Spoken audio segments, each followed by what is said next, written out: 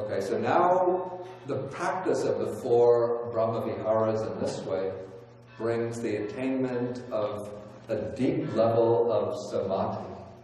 But now, based on the Samadhi, the Buddha is going to show how the meditator will develop wisdom or insight in order to gain liberation, the fourth and final stage of realization. So he says, he understands, it's rather cryptic, this formula. He understands thus, there is this.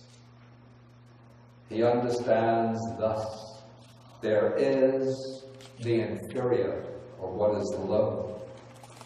There is the superior, what is excellent. And beyond, there is an escape from this whole field of perception.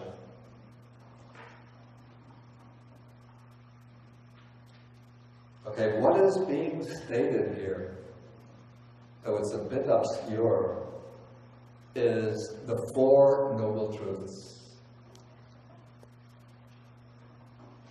So he understands thus, there is this. The word this is referring to the five aggregates. Now what the meditator does after, say, attaining the Samadhi based on loving kindness, he'll withdraw from the Samadhi and then look back reflectively upon this mind that has been in the Samadhi of loving kindness. And he'll say, in that mind of loving kindness, or in that state of loving kindness, there is the physical body present. That is the aggregate of material form. In the state of Samadhi, there is a particular feeling. There is a particular perception. There are particular mental formations or volitions. And there is consciousness. So in this way, the meditator has taken that experience of Samadhi and dissected it in terms of the five aggregates. And then he sees that these five aggregates are impermanent. They were in one condition in the state of Samadhi. When he comes out of the Samadhi, they're in a different condition. And he looks upon the five aggregates as being subject to constant arising and passing away. In other words, they're impermanent. And because they're impermanent, they are unsatisfactory, or dukkha. And because they're impermanent and bound up with dukkha, with suffering, they should not be taken to be I and mine, to be a self. So in other words, he's seeing the five aggregates that were involved in the experience of Samadhi as being impermanent, bound up with dukkha, with suffering, and as being non-self. So he's gaining insight into the three characteristics of the five aggregates. And this brings one to the understanding of the noble truth of suffering. Then he investigates these five aggregates in terms of their origination. And he sees that these five aggregates originate from craving, or from craving and ignorance. And so that is what is meant by there is the inferior. The Pali word is hina, what is low, what is defective or inferior. And so this is the craving, ignorance, and other defilements that from life to life bring the five aggregates into being.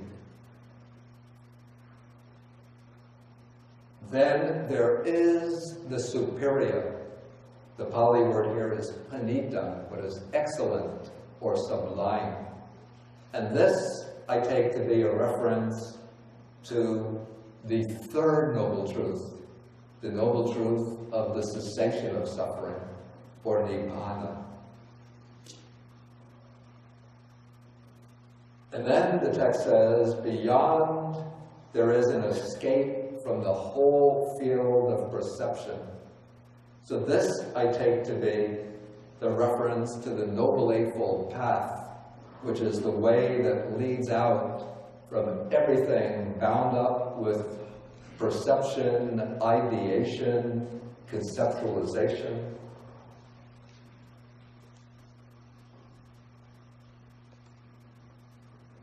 So in this way, the disciple is gaining realization of the Four Noble Truths. And then the text continues in the standard way, when he knows and sees thus, his mind is liberated from the taint, that's the asava of sensual desire, from the taint of being or craving from existence, and from the taint of ignorance. When it is liberated, there comes the knowledge it's liberated. He understands birth is destroyed, the holy life has been lived, what had to be done has been done. There is no coming back to any state of being. Okay, so this passage shows through this knowledge or insight into the Four Noble Truths, the mind is liberated from the asavas, and one achieves the fourth and final stage of enlightenment, the stage of arhatship. And then the Buddha says, he adds one sentence here that is not typical of this kind of passage. And the commentary explains the reason why the Buddha added that sentence. In the audience, he saw a Brahmin who believed that purification is to be achieved through ritualistic bathing. This was the common belief of the Brahmins, that the way to purify oneself of one's defilements and bad karma from the past is to go to these sacred rivers and bathe. Even the Hindus today often believe that to purify oneself, one has to go before one dies to the river Ganges and bathe in the river Ganges, and the water from the Ganges will clean off all of one's sins and bad karma from the past. So the Buddha knew that if he uttered the statement, the Brahmin will come forward and engage him in a conversation, and then the Buddha would answer him in the appropriate way, and the Brahmin would gain faith in the Buddha, ask to become a monk, and then practice and achieve arhatship. Okay, so the Buddha said, this monk is called one who is bathed with the inner bathing. But when he said this, the Brahmin thought, what is the Buddha speaking about? Doesn't he go to the famous holy rivers for bathing? And so the Brahmin asked this, and then the Buddha says, what is the point of going to the Bahuka river? What can the Bahuka river do?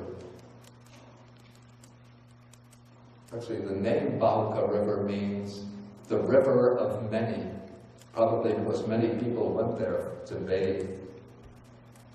So then the Brahmin explains, the Bahuka river is held by many to give liberation.